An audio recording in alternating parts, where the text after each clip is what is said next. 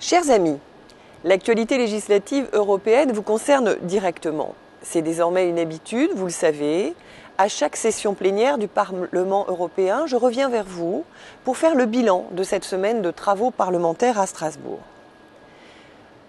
Tout d'abord, vous vous en doutez, cette session a été marquée par les 2 conseils européens consacrés à la crise budgétaire. Je tiens à saluer l'accord intervenu cette nuit, comprenant 2 mesures fondamentales. Les banques européennes renoncent à 100 milliards d'euros de créances grecques, ce qui va faire chuter le taux d'endettement de ce pays de 160% à 120% de son PIB et donc permettre à la Grèce de sortir progressivement de l'ornière. Deuxième mesure, les États vont relever la force de frappe du Fonds européen de stabilité financière à 1 000 milliards d'euros, ce qui représente une garantie très forte face au marché. La Grèce ne doit pas pour autant baisser la garde. Son engagement dans la mise en œuvre de réformes de grande ampleur reste indispensable. Suite à ces conseils européens, nous avons débattu ce jeudi matin de la situation économique et financière de l'Europe. Il nous faut maintenant approfondir notre réflexion sur la gouvernance économique de la zone euro. Deuxième point fondamental de cette session plénière, je voudrais revenir sur la question du budget de l'Union européenne pour 2012. Depuis l'adoption du traité de Lisbonne en décembre 2009, le Parlement européen détient des compétences budgétaires accrues. Le Parlement et le Conseil de l'Union européenne se partagent ainsi désormais pleinement la compétence budgétaire. Traditionnellement, la session plénière d'octobre donne lieu au vote du Parlement sur le budget de l'année suivante. Pour le budget 2012 de l'Union européenne, nous nous sommes concentrés sur la nécessité d'aider l'Europe à mieux traverser la crise actuelle. Ainsi, mes collègues et moi-même avons décidé de relever la part du budget alloué à la réalisation de la stratégie Europe 2020, celle qui vise une croissance qui promeut l'environnement, la compétitivité et l'aide aux plus faibles. Le Parlement tire également les leçons des crises passées, par exemple celle de la bactérie E. coli. Nous avons ainsi voté une aide exceptionnelle de 250 millions d'euros pour les agriculteurs touchés par cette crise l'été dernier. Nous nous sommes également prononcés pour le maintien à son niveau de 2011 du programme européen d'aide aux plus démunis, qui fait actuellement l'objet d'un blocage au Conseil des ministres.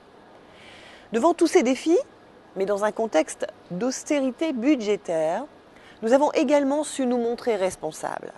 Nous consacrons 93% du projet de budget aux dépenses et investissements d'avenir, et 7% seulement aux dépenses de fonctionnement. C'est maintenant le Conseil des ministres qui doit se prononcer sur ce projet de budget afin qu'il soit adopté avant la fin de l'année. Troisième point que je veux retenir, l'acte pour le marché unique. Celui-ci a été adopté au printemps dernier par la Commission européenne. Nous avons fait le point cette semaine sur l'état d'avancement de ce projet qui vise à améliorer le fonctionnement du marché intérieur européen. L'acte pour le marché unique comprend 12 leviers pour stimuler la croissance et aider l'Union européenne à sortir de la crise. Parmi ces 12 leviers, je tiens à en souligner un qui me tient particulièrement à cœur, le social business, ou en français, l'entrepreneuriat social. Qu'est-ce que le social business ? Le social business désigne les entreprises dont l'objectif premier n'est pas de générer du profit, mais de produire des bénéfices sociaux. C'est donc un moyen pour les personnes exclues socialement de sortir de cette exclusion par le marché du travail. Retrouver de la dignité par l'emploi.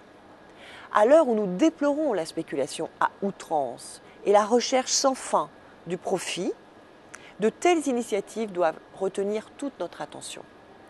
J'ai eu l'occasion cet été de rencontrer Mohamed Younous, promoteur du microcrédit et du social business dans son pays au Bangladesh, prix Nobel de la paix en 2006. Il m'a dit être convaincu que ce mode opératoire ne doit pas être circonscrit aux pays en développement, mais il doit être soutenu et utilisé également en Europe. Nous allons donc travailler dans les mois qui viennent à faciliter le développement des entreprises sociales et des fonds d'investissement dits sociaux dans l'Union européenne. Quatrième point, le Parlement européen s'est également prononcé cette semaine pour une meilleure intégration des personnes handicapées sur le marché du travail et pour un renforcement des dispositions en matière de lutte contre les discriminations.